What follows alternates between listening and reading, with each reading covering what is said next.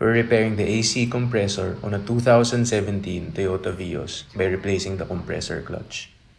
Before anything else, make sure the refrigerant has been fully recovered from the system. We won't cover compressor removal in detail here, but if you want a step-by-step video of that process, let us know in the comments.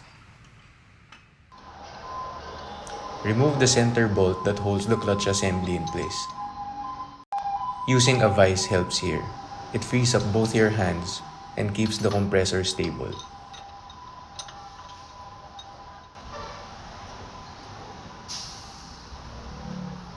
Remove the pressure plate from the clutch assembly.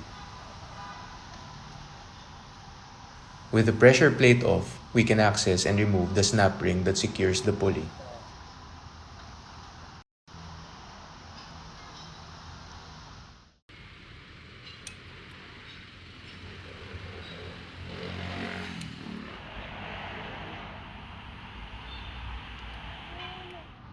To safely remove the pulley, use a puller tool.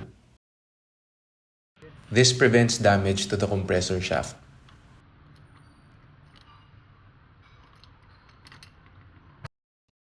Underneath the pulley, there's another snap ring holding the clutch magnet in place. Remove that as well.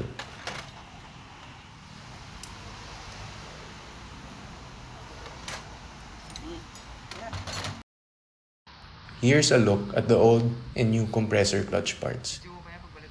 We're replacing the magnet, the pulley, and pressure plate with new components to ensure smooth operation and reliable engagement.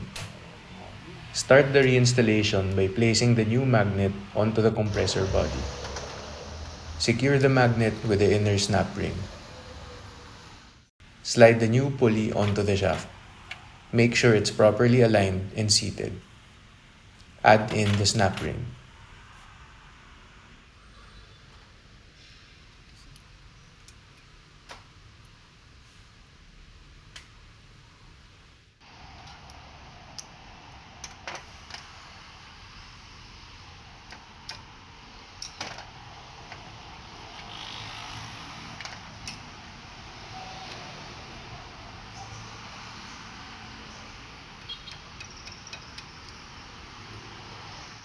Reinstall the pressure plate over the pulley.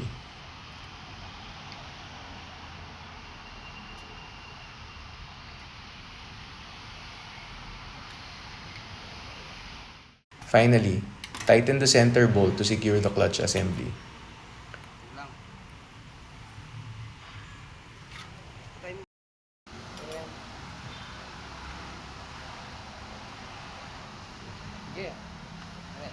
Before recharging the system, make sure to test for leaks.